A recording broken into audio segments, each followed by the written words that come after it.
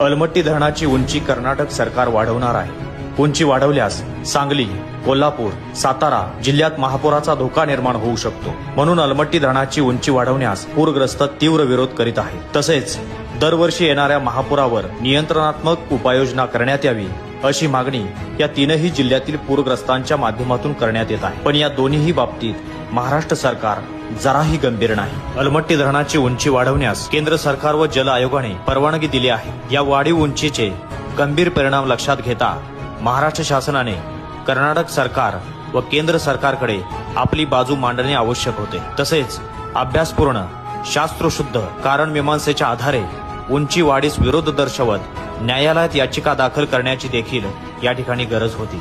पण महाराष्ट्र शासनाने याकडे दुर्लक्ष करून सांगली, सातारा, कोल्हापूर जिल्ह्यातील जनतेच्या या ज्वलंत प्रश्नांची दखल घेतली नाही. म्हणून महाराष्ट्र